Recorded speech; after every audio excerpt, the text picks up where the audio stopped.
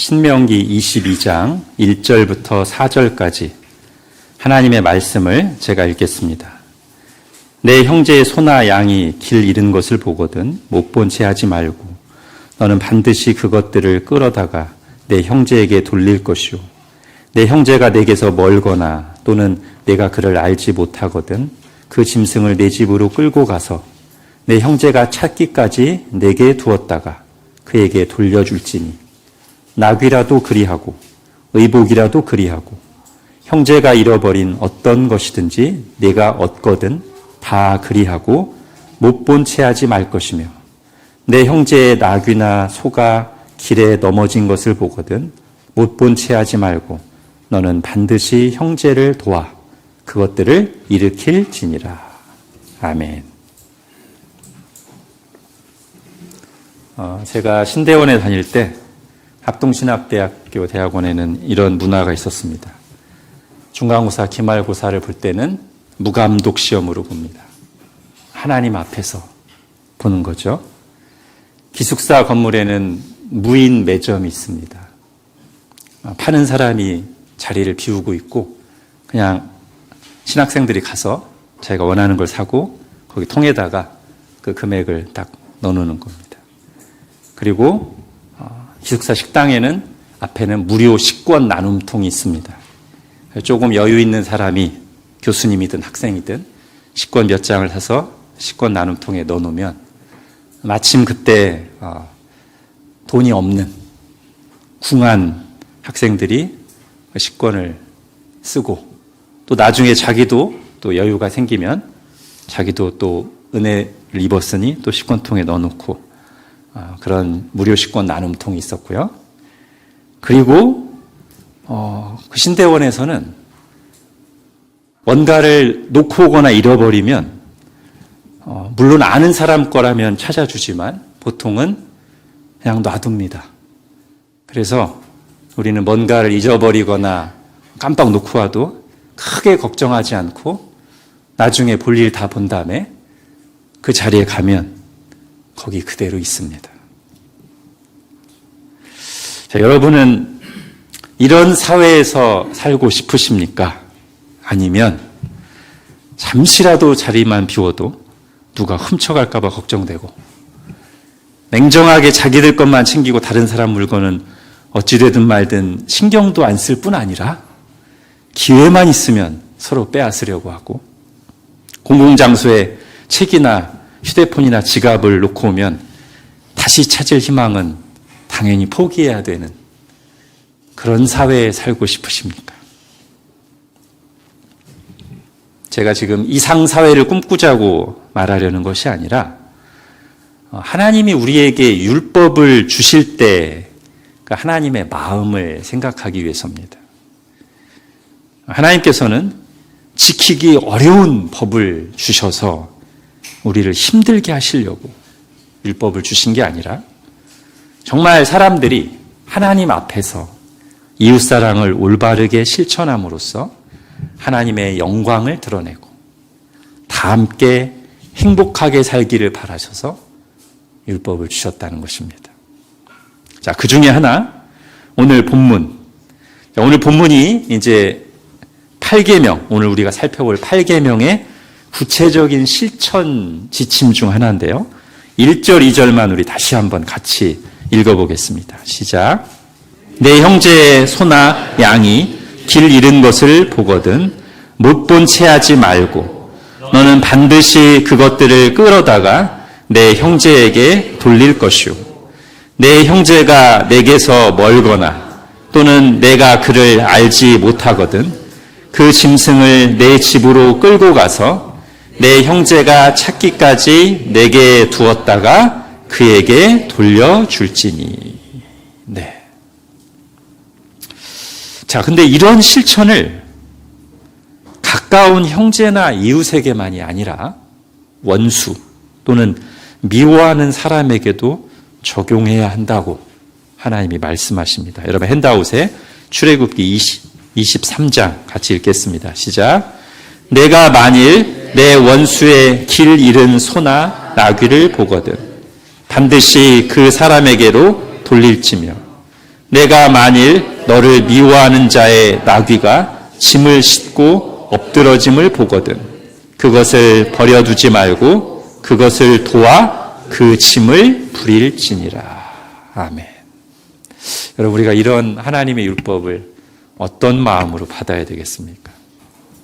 부담스러운 면이 있어요. 특히 두 번째 내용은 약간 그럴 수 있죠. 그러나 우리가 조금만 생각해 보면 내가 정말 물건을 잃어버렸을 때 다른 사람들이, 심지어 나를 싫어하던 사람들이라도 그렇게 해주면, 내 물건을 몰래 가로채는 게 아니라 잘 가지고 있다가 챙겨준다면 얼마나 좋겠어요. 우리 그렇게 바라지 않습니까? 그래서 우리가 하나님의 법을 볼 때, 와, 하나님의 법 정말 좋다. 사람들이 정말 이렇게 살았으면 좋겠다. 이런 사회에서 살고 싶다. 이런 법을 주신 하나님은 정말 사랑의 하나님이시구나.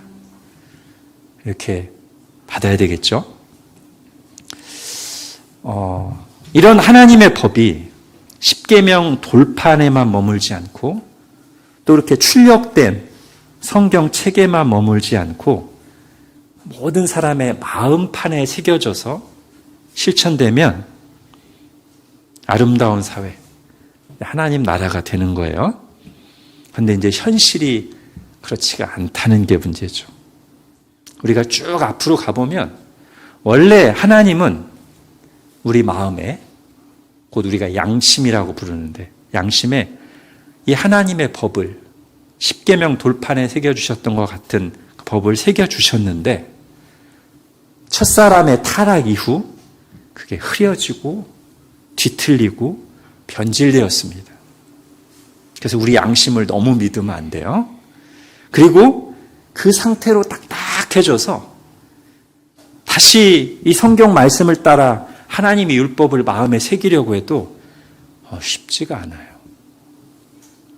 정말 성령님께서 돌 같은 우리 마음을 고기같이 부드럽게 하시고 감화해 주지 않으면 하나님의 이 말씀이 옳은 줄 알지만 우리 마음에 이렇게 받아들이고 새기는 것은 불가능합니다. 이게 인간의 현실이에요. 다시 신대원 상황으로 돌아가서 제가 이렇게 한번 예를 들어볼게요. 자, 무료 나눔 식권통에 있는데 학생 중 몇 명이 자기 돈이 있으면서도 자기 돈 아끼려고 얌체같이 식권 나눔통에 있는 식권을 매 끼니마다 갖다 먹는다고 생각해 보십시오. 심지어 더 악한 경우는 누군가 선의로 어려운 사람 먹으라고 사둔 식권을 통째로 긁어 모아서 챙겨서 반에 있는 학생들에게 싼 가격에 팝니다. 그리고 일부 학생들은 그 식권이 어떻게 왔는지 의심됨에도 불구하고 싸게 파니까, 지금 당장 나에게 이익이 되니까 또 그걸 삽니다. 제가 지금 신대원에서 실제 이런 일은 없었어요.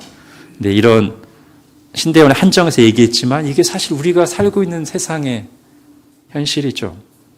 자, 이런 일이 알려지면 그 다음부터는 사람들이 어려운 사람을 위해서 식권을 사서 나눔 식권통에 넣고 싶겠어요? 넣지 않겠어요? 잘 안 넣겠죠? 그럼 결국 무슨 일이 발생하는 겁니까? 자기 이익만 챙기려고 하는 악한 일들이 그냥 그 자체로만 끝나는 게 아니라 이제는 그 공동체, 그 사회에서 사랑의 실천을 막아버리는 결과를 가져와요. 곧 그동안 함께 누렸던 것들이 사라져버리는 겁니다. 그렇게 그 사회는 불신사회, 냉랭한 사회, 비인간적인 사회로 가는 거죠.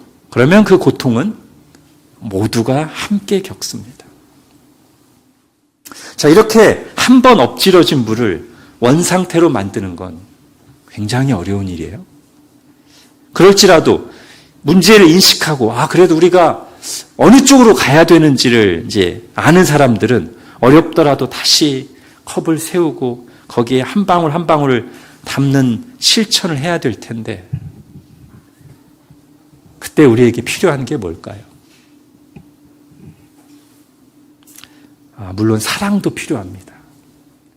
그런데 지치지 않고 계속 그 방향으로 가기 위해서 사실 더 필요한 것은 믿음입니다. 사람들에 대한 믿음? 아니요. 그걸로는 결국 실망하게 돼 있습니다. 하나님이 다스리신다는 믿음이 필요합니다. 당장 눈에 보이는 결과가 없더라도 하나님이 지금 나의 이 모든 행동을 보고 계시며 기뻐하신다는 믿음이 필요하고요. 하나님께서 나를 도우시고 지금 당장은 아닐지라도 하나님의 시간에 하나님의 방법으로 갚아주신다는 믿음이 필요합니다. 그 믿음이 내 속에 생기게도 하고 그리고 연약해지려는 내 믿음을 다시 북돋아주는 일이 하나님의 말씀과 함께 은혜로 주어지는 것이기 때문에 우리는 계속 하나님 말씀 앞에 나아가며 하나님께 은혜를 구합니다. 자, 그 중에 오늘 8번째 계명 보겠습니다. 출애굽기 20장 같이 읽을게요. 시작. 도둑질하지 말라. 예.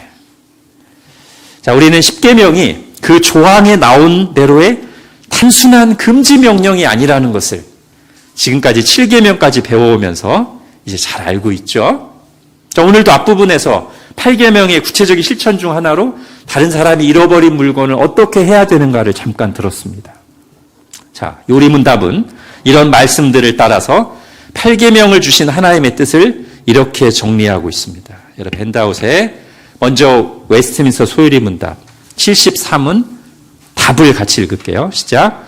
제8계명이 명하는 것은 자기 자신이나 다른 사람의 부와 재산을 합법하게 얻고 증진시키라는 것입니다.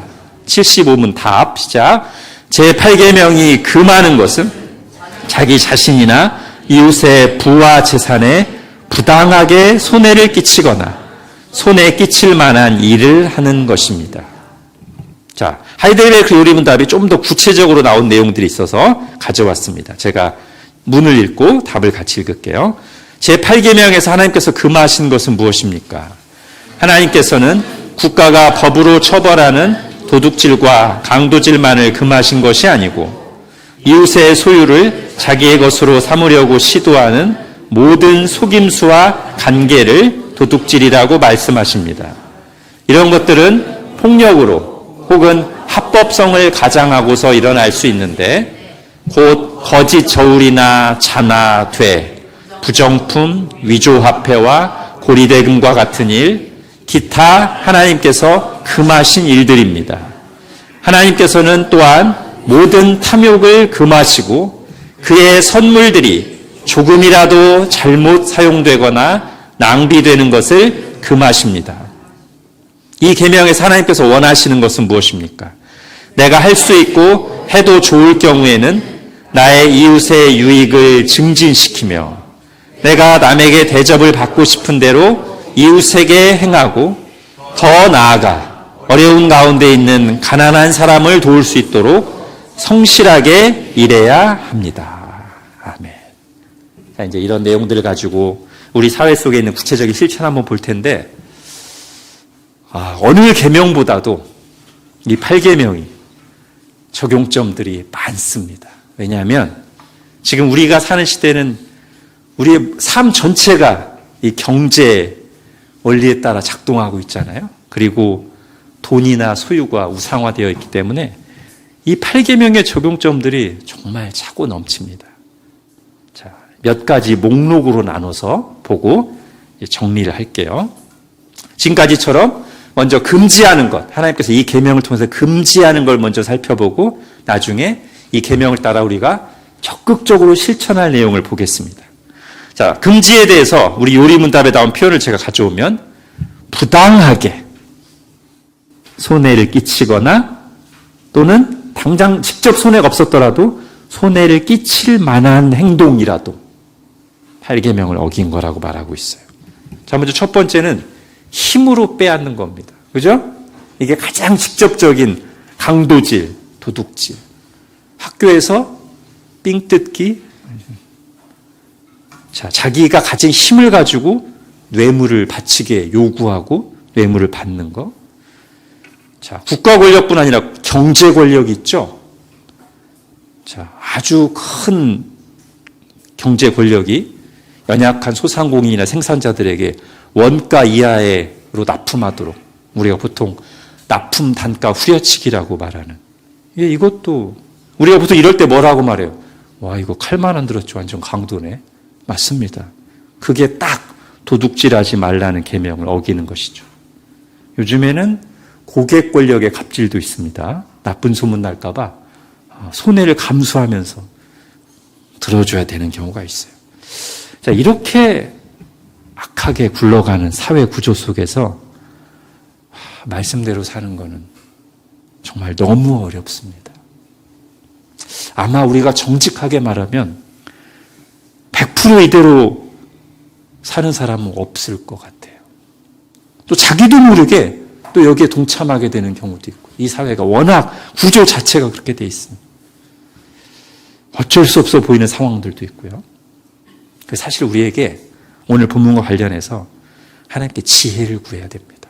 즉, 나의 신앙 양심을 지키면서 최대한 갈등을 피할 수 있는 지혜를 달라고 정말 하나님께 구해야 돼요. 그냥 어쩔 수 없다고 턱 그냥 하지도 마시고, 또 그냥 너무 여러 가지 방법들 찾아보지도 않고 그냥 너무 그렇게 하지도 마시고, 정말 신앙 양심을 지키면서 최대한 갈등을 피할 수 있는 방법을 찾도록 하나님께 지혜를 구해야 돼요. 다니엘처럼 말이죠. 자, 힘으로 빼앗는 것만 있는 게 아니라 속여서 빼앗는 게 있죠. 여러분, 잠언 20장 같이 읽겠습니다. 시작. 한결같이 않은 저울추와 한결같이 않은 되는 다 여호와께서 미워하시느니라. 예, 함량을 기록한 것보다 조금 넣어서 파는 거, 뭐 이런 거 말하는 거죠. 절도, 사기, 사기도 요즘엔 금융 사기, 판매 사기, 전세 사기 다양합니다. 주가 조작, 보이스 피싱, 공금 횡령. 자, 이건 다 불법이고요. 합법적인 사기들도 있어요. 저는 오늘 요리문답이 참 표현을 아주 정교하게 했습니다. 아까 웨스트민스터 소유문답에서 긍정적으로 말할 때는 합법하게 부와 재산을 증식한다고 했는데, 금지하는 것에 있어서 불법하게라고 하지 않고 부당하게라고 했어요. 왜냐하면 합법인데 부당한 경우가 있거든요. 그리고 하이델베르크 요리문답도 뭐라고 했냐면 합법성을 가장하고서 일어날 수 있는. 여러분, 우리 청년 중에 한 명이 자기가 다니는 병원에서 직원을 뽑는데 직원을 어렵게 구했어요. 구하기 힘든데 어렵게 구했어요. 근데 구하고 나서 그 다음날 출근 첫날부터 안 와요. 둘째 날, 셋째 날 계속 안 와요. 지금 이 병원은 급한데, 급해서 뽑은 건데 연락해도 연락이 안 돼. 그래가지고 결국 며칠 기다리다가 해고하고 다른 직원 뽑았습니다. 바로 어떤 일이 일어난 줄 아세요? 그 직원이, 해고당한 사람이 고용보험공단인가 신고를 해서 자기가 불법하게 해고당했다. 근데 오늘 이때 법은 어떻게 하냐면 그 사람 편을 들어주게 돼 있어요. 그래서 그 병원은 어쩔 수 없이 그 채용되고 나서 의도적으로 며칠 동안 연락도 안 받고 안 나온 그 사람에게 몇 달치 월급을 지급했다고 합니다. 거의 선수죠, 그냥. 그죠? 보통 이제 법을 이렇게 딱 피해가는 걸 법꾸라지라고 하는데, 이런 경우는 이거 법꾸라지가 피해간 게 아니라 법을 아주 적극적으로 이용해서 올가미를 놔서 법감이라고 해야 되나, 이거. 자, 이런 경우도 있습니다. 또 합법을 가장한. 살짝 접촉사고가 났는데, 뭐 이번은 그렇다 쳐요. 그냥 보험 처리해야 되니까. 정말 살짝 접촉사고 나서 몸에 아무 이상 없는데 전신 MRI에 건강 종합검진에 한약까지 다려먹는, 야, 이게 도둑질 아닙니까? 죄죠. 세상 법에서 뭐라고 할지 몰라도 하나님 앞에서 명백한 죄입니다. 하나님이 다 보고 계십니다. 자, 지금 두 번째는 빼앗는 걸 했다면, 세 번째는 요것 사실 적용점이 여기가 더 많을 수 있는데요. 우리에게는 정당한 대가를 지불 안 하는 것, 또는 마땅히 드릴 걸 안 드리는 것. 여러분, 로마서 13장을 보겠습니다. 시작. 모든 자에게 줄 것을 주되 조세를 받을 자에게 조세를 바치고 관세를 받을 자에게 관세를 바치고 두려워할 자를 두려워하며 존경할 자를 존경하라. 자, 이것과 비슷한 내용을 우리 주님께서는 이렇게 말씀하셨습니다. 마태복음 22장 시작. 이르되 가이사의 것은 것이니이다. 이에 이르시되 그런즉 가이사의 것은 가이사에게 하나님의 것은 하나님께 바치라. 가이사는 로마 황제를 말하는 거예요. 황제에게 바쳐야 될 세금 바쳐라. 그리고 하나님께 바쳐야 될 것 바쳐라. 자, 여기에 해당하는 게 정말 많은데 당장 가장 직접적으로 탈세, 이중장부, 그다음에 여기 마태복음에도 나오니까 하나님께 마땅히 드려야 될 걸 안 드리는 거. 그럼 말라기 3장에서는 온전한 11조를 드리지 않은 걸 하나님의 것을 도둑질했다고 말하고 있죠. 그런가 하면 일을 시키고 제대로 돈을 안 주는 거예요. 지금 정당한 대가를 지불 안 하는 거라고 했잖아요. 강제노동과 임금체불. 여러분 야고보서 5장 읽겠습니다. 시작. 보라 너희 밭에서 추수한 품꾼에게 주지 아니한 삭시 소리 지르며 그 추수한 자의 우는 소리가 만군의 주의 귀에 들렸느니라. 자, 역방향으로도 마찬가지입니다. 월급은 받았는데 그 월급 받은 만큼 내가 정당하게 일을 안 해요. 그것도 도둑질이에요. 업무 태만. 자, 그런가 하면 공공재 무단 사용. 국가 건데 회사 건데 아주 그냥 뭐 자기 것처럼 아낌없이 쓰는 거예요. 여러분 제가 헬기 부대에 근무했었는데요. 헬기를 이렇게 주유하려면 큰 그 주유구가 있거든요. 근데 그 헬기 부대 소령인가 중령이 그 군기지에 자기 자가용을 딱 끌고 와서 정기적으로 헬기에 넣는 기름으로 자기 자동차를 주유해. 그리고 그걸 딱 같이 해준 그 병사에게는 정기적으로 휴가를 보내줘요. 그 장교와 병사 둘 다 도둑질하는 거죠. 그죠? 자, 우리에게 정말 직접적으로 적용될 내용이 있습니다. 정당한 대가 지불 안 하는 거 뭘까요? 저작권 무단 사용. 이거 만든 사람들은 정말 에너지를 많이 들여서 만들었는데 책을 그냥 PDF 파일로 복사해가지고 막 돌리거나 심지어 팔아먹는 사람도 있어요. 불법 소프트웨어 다운로드. 여러분, 우리 교회 컴퓨터에는 불법 소프트웨어가 일체 없습니다. 저희 집에도 일체 없습니다. 여러분 집에도 그러기를 바랍니다. 그 다음 재물 손괴는 차 주인 없을 때 차 딱 부딪혔는데 주인 없으니까 그냥 사가버려요. 근데 솔직히 이게 어려워요. 이게 저의 부끄러운 고백을 말씀드리자면 제가 초보일 때 전도사 때죠. 강도사 때인가? 차를 딱 부딪혔는데 제가 그때 생활비 50만 원 받을 때거든요. 근데 딱 이거 처리하면 최소 10만 원, 20만 원 나올 텐데 잠시 엄청 갈등이 됐습니다. 이거 정말. 네. 연락했어요. 너무 시험 들지 마시고. 연락했는데 잠깐 동안은 정말 연락할까 말까 갈등이. 제가 부끄러운 고백을 하는 겁니다. 그만큼 어려울 수 있다는 거고요. 그 다음에 빚 안 갚기.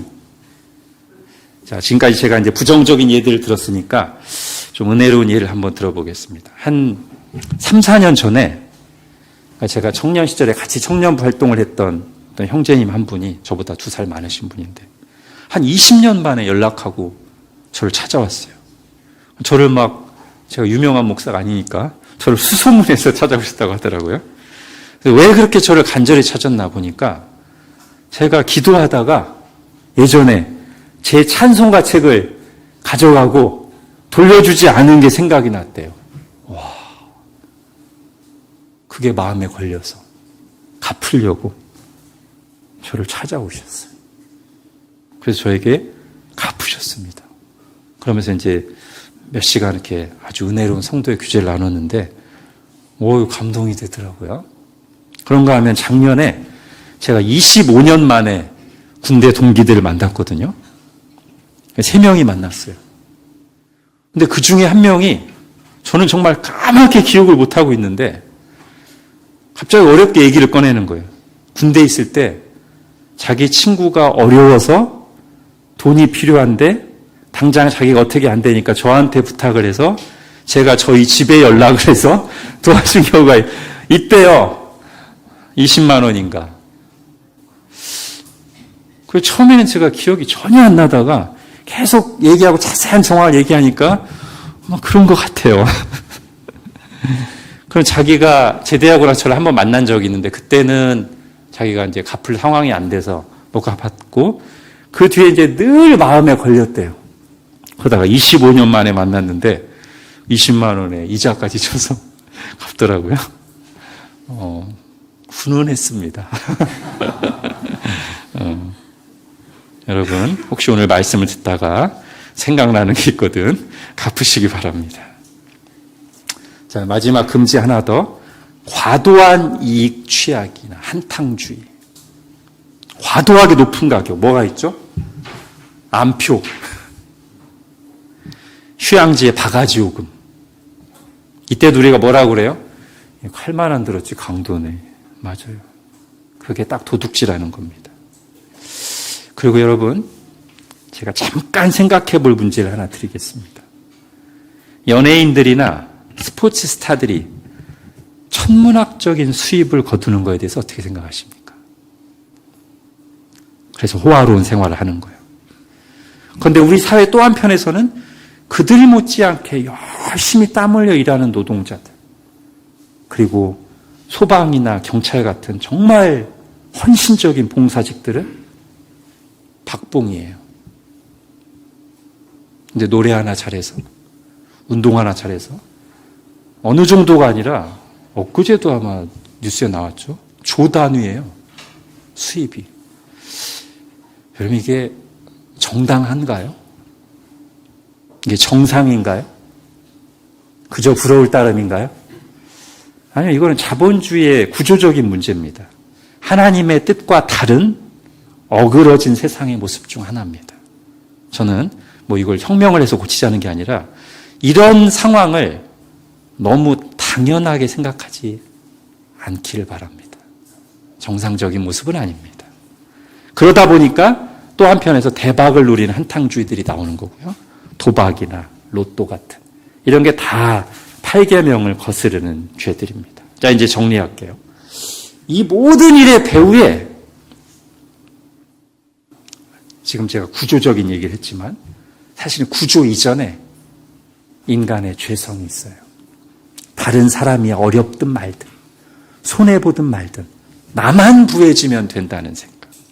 하나님의 뜻이 뭐라든 간에 일단 나만 잘 먹고 잘 살면 된다는 생각. 여러분 이게 8계명이 금하는 거 아닙니까? 우리 6계명, 7계명 할 때도 마음의 문제를 다뤘죠? 예, 마음에서부터 모든 죄가 시작돼요. 그러니까 바로 그 잘못된 생각 자체를 정말 하나님 앞에서 회개해야 돼요. 어떤 생각? 하나님의 뜻이 뭐든 다른 사람 어렵든 말든 일단 나만 잘 먹고 잘 살고 즐기면 된다는 생각.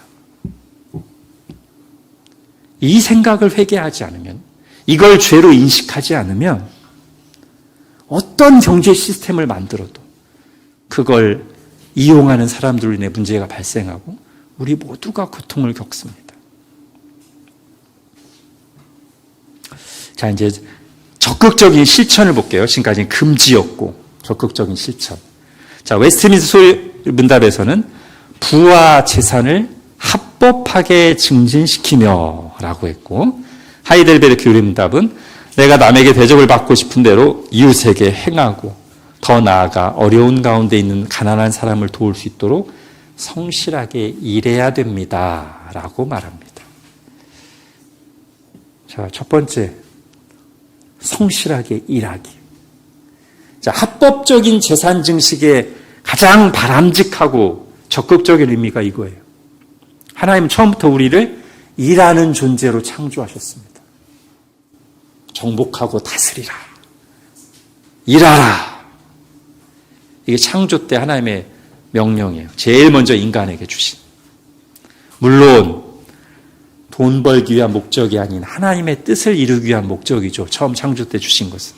그런데 이게 오늘날 우리에게는 직업적 소명과 연관이 돼 있어요. 그렇기 때문에 기본적으로 신자들은 성실하게 자기 일을 하는 사람이어야 됩니다. 이게 8계명의 적극적인 실천입니다. 여러분 데살로니가 후서 3장 10절 읽겠습니다. 시작. 우리가 너희와 함께 있을 때에도 너희에게 명하기를 누구든지 일하기 싫어하거든 먹지도 말게 하라 하였더니. 네. 두 번째는 아까 웨스트민스터 소율문답에서 자기 자신뿐만 아니라 이웃의 부와 재산을 합법하게 증진시키라고 했어요. 여러분 우리가 이웃의 재산을 합법하게 증진시키는 방법이 뭘까요? 정당한 값을 치르는 거예요. 물건을 살 때 정당한 값을 치르고 사는 거예요.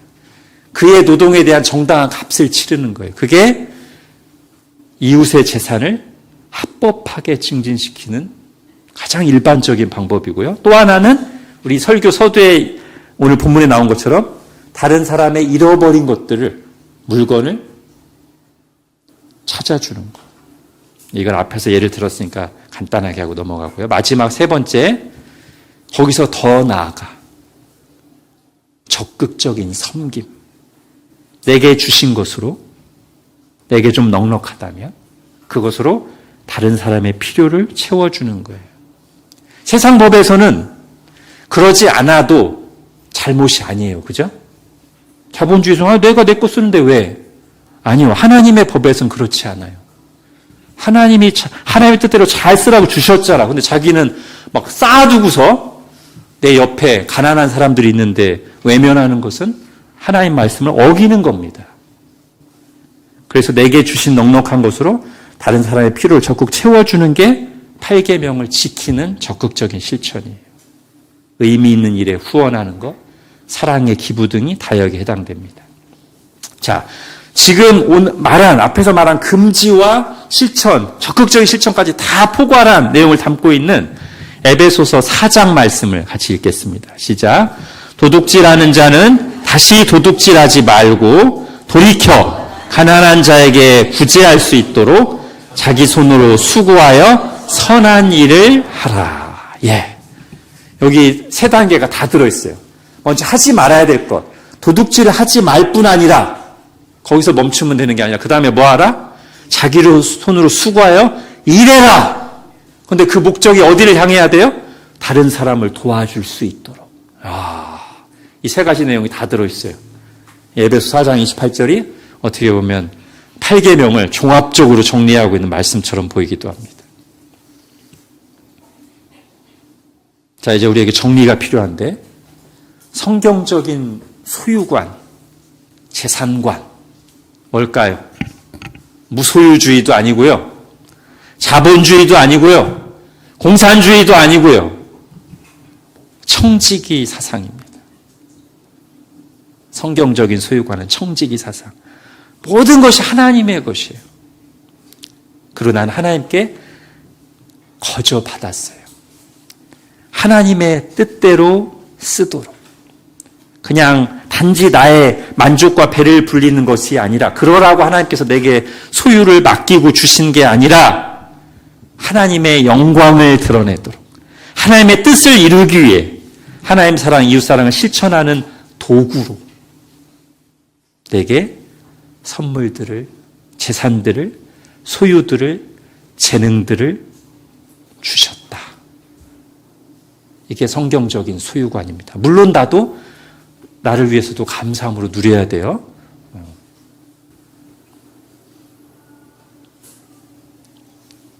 자, 모든 것이 돈으로 감매겨지고는 이 세상에서 8계명과 관련한 여러 적용을 얘기했지만 결국 우리가 제일 먼저 해야 될 것은 이 성경적인 소유관을 확립하는 것입니다.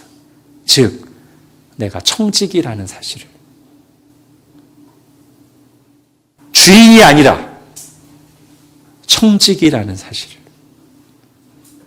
내가 스스로 존재하는 것이 아니라 하나님에 의존하고 있다는 사실을 분명하게 마음에 새기고 살아가는 거예요. 그래서 우리의 고민과 기도 제목은 이 시대의 풍조를 따라서 어떻게 하면 더 많이 벌고 즐길 것인가, 이 자기중심적이고 소유중심적인 사고에서 벗어나 어떻게 하면 하나님이 내게 주신 것으로 하나님의 뜻을 이루고 하나님의 영광을 구하며 하나님 사랑, 이웃 사랑을 실천할 것인가를 고민하고 생각하는 것.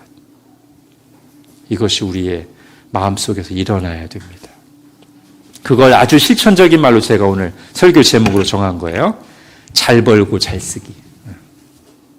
하나님의 뜻에 맞게 벌고 하나님의 마음을 품고 쓰기. 자, 이제 마무리하겠습니다.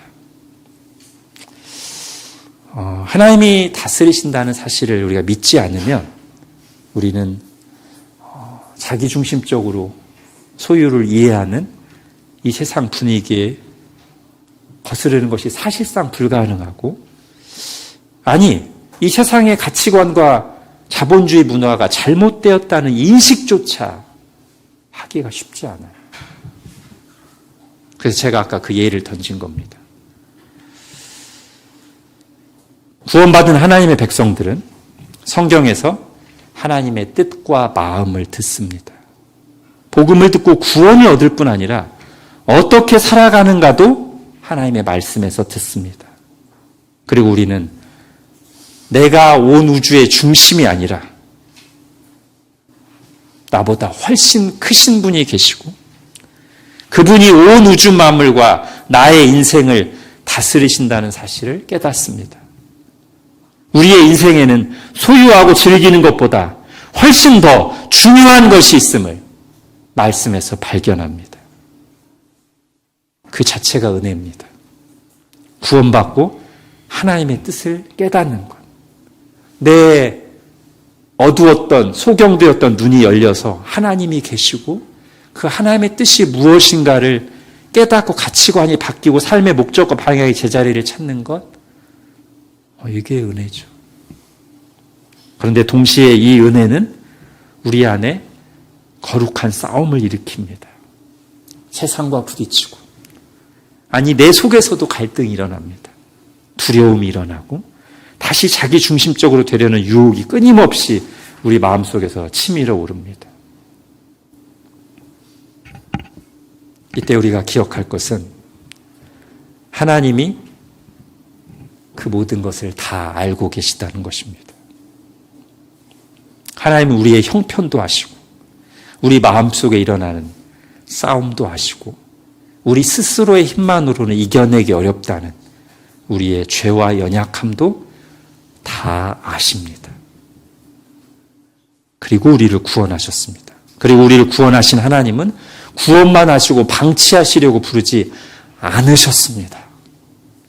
우리를 하나님의 자녀 삼으셨으므로 우리와 함께 하시며 우리를 책임지십니다. 자, 여러분 핸드아웃에 이사야 43장 같이 읽겠습니다. 시작. 야곱아, 너를 창조하신 여호와께서 지금 말씀하시느니라. 이스라엘아, 너를 지으신 이가 말씀하시느니라. 너는 두려워하지 말라. 내가 너를 구속하였고 내가 너를 지명하여 불렀나니 너는 내 것이라.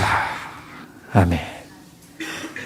여러분, 저는 이 말씀, 그리고 이 말씀에 대한 믿음이 우리가 하나님의 뜻대로 살아가는 모든 실천에 필요한데, 특히 오늘날 8계명을 실천할 때 정말 이 말씀에 대한 믿음이 필요하다. 하나님이 내 삶을 책임지신다. 이 믿음이 없으면 아무리 다른 이유를 대도 8계명을 따라 살 수는 없습니다. 여러분 어떻습니까? 이 믿음이 있으십니까? 하나님이 정말 나의 아버지시고 주인이시고 목자이시고 나의 삶을 책임지신다는 믿음. 이걸 믿어야 됩니다.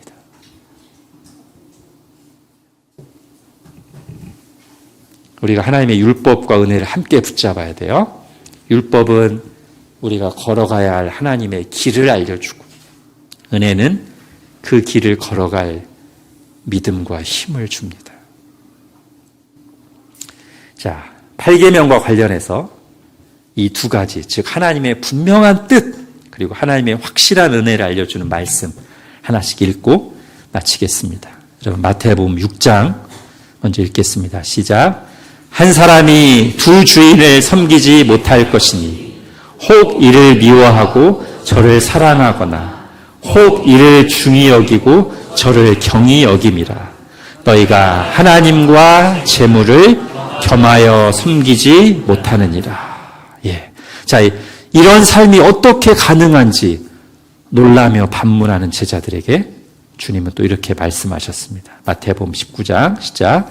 예수께서 그들을 보시며 이르시되 사람으로는 할 수 없으나 하나님으로서는 다 하실 수 있느니라. 아멘. 기도하겠습니다. 하나님, 오늘 8계명을 들었습니다. 하나님의 영광을 나타내시고 우리를 행복하게 살게 하시려고 주신 계명을 들었지만 이미 그 마음이 타락하고 그 타락한 사람들이 만들어 놓은 구조적으로 심각하게 오류가 있고 부패하고 그렇게 살지 않는 것이 너무 당연해진 이 시대 속에서 우리가 이 말씀을 온전히 지키며 사는 것이 얼마나 어려운지도 저희가 솔직하게 고백합니다. 하나님 불쌍히 여겨주십시오. 오늘 여러 가지 말씀을 들었는데 무엇보다 우리 속에 성경적 소유관이 확실히 자리 잡게 하여 주셔서 나의 주인이시며 나의 삶을 책임지시는 하나님이 계시고 내게 있는 모든 것이 하나님으로부터 받은 것이며 하나님께서 그 모든 것을 내게 주실 때는 나 혼자 잘 먹고 잘 살라고 주신 것이 아니라 나도 감사함으로 누리되 하나님의 뜻을 이루고 하나님 사랑, 이웃 사랑을 실천하라고 맡기신 것임을 우리 마음 깊이 새겨서 하나님과 돈을 동시에 섬기는 우상숭배의 삶을 살지 않고 정말 하나님을 의지하며 믿음으로 살아가는 저희들 되게 하여 주옵소서. 이 악한 세상 속에서 정말 이 말씀을 따라 우리의 신앙과 양심을 지키면서 또 정말 그때그때 필요한 반응을 할 수 있도록 우리에게 지혜를 풍성하게 내려 주옵소서. 예수님의 이름으로 기도합니다. 아멘.